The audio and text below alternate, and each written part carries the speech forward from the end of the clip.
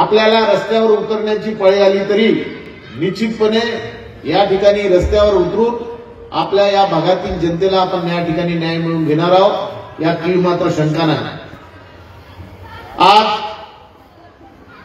आपण सर्वजण पाहता की या देशामध्ये, या महाराष्ट्रामध्ये जे काही चित्र या ठिकाणी निर्माण होत चाललेलं आहे, अनेक दबाव तंत्राचा वापर चाललेला आहे, पैशाचे आमिष दाखवून राहिलेले आहे, वेगवेगळ्या प्रकारे युक्त्या लढवल्या जात आहे आणि हिंदू हृदय सम्राट वंदनीय बाळासाहेब ठाकरे यांचे पुत्र माननीय उद्धवजी ठाकरे यांना कसं शिवसेनेचं वलय कमी करता येईल, कसे आमदार फोडता येईल, कसे खासदार फोडता येईल, कसं त्यांच्या नेतृत्वामध्ये ज्या महाराष्ट्रात शिवसेना उभी झाली ती कशी खिळखिळी करता येईल, याचा दिवस रात्र या ठिकाणी प्रयत्न चाललेला आहे। टीव्हीच्या माध्यमातून तुम्ही आम्ही या ठिकाणी पाहत आहोत।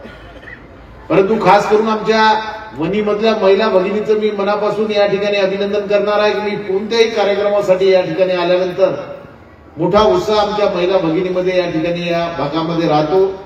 सातत्यानं आताच आम्हाला उपरेताई आणि आम्ही त्यावेळेस संजय भाऊ देरकरची तिकीट घेत असताना त्यावेळेस आम्ही होतो, त्यांनी सुद्धा तिकीट मागितलं। मी सांगितलं की ताई आता संजय भाऊ देरकरला आपण या ठिकाणी तिकीट फायनल झालेली आहे। त्यांनी सांगितलं काही हरकत नाही भाऊ, आपण या ठिकाणी आपला आमदार या वणी विधानसभा क्षेत्रात आपण नक्की निवडून आणू।